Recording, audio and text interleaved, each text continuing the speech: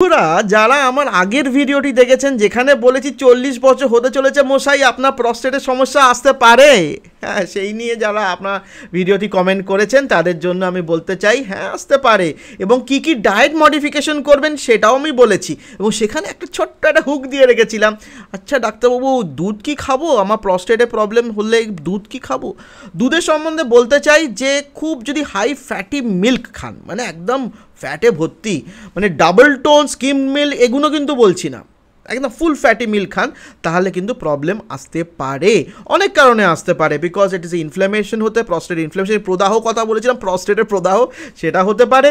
দ্বিতীয়ত হতে পারে যে বেশি মাত্রা ক্যালসিয়াম শরীরে ঢুকলে কিন্তু ভিটামিন ডিকে সাপ্রেস করে দেয়। ভিটামিন ডি জানি আমরা যে প্রস্টেটিক ইনফ্ল্যামেশনে প্রিভেনশন হেল্প করে, কম হয়, সুতরাং এই ক্ষেত্রেও কিন্তু বলতে চাই। কিন্তু আবার আমি বলতে চাই খালি এক গ্লাস বা এক ছোটো কাপে খুব ভালো দুধ খেলেন সেটা বলছি না, কিন্তু দুধও খাচ্ছেন মানে বোতল মানে গ্লাসের পর গ্লাস হাই ফ্যাটি কন্টেন্ট, তার সাথে আপনি দই খাচ্ছেন, ঘি খাচ্ছেন, প্লাস আপনি ছানা খাচ্ছেন, প্লাস আপনি চিজ খাচ্ছেন, বাটার খাচ্ছেন, তাহলে কিন্তু মশাই প্রবলেম হতে চলেছে। কিন্তু যদি মাত্রাতিরিক্ত না যান, ডাবল টোন খান, স্কিম মিল্ক খান বা অ্যালমন্ড মিল্ক এখন বেরিয়ে যদি আপনি খেতে পারেন ভেরি গুড, তাতে আপনার কিন্তু প্রস্টেটে কোনো সমস্যা আসবে না। আরও যদি ভিডিও চান এই ডায়েট নিয়ে তাহলে কিন্তু আমি আরও আসবো, আমার চ্যানেলটা সাবস্ক্রাইব করবেন কিন্তু।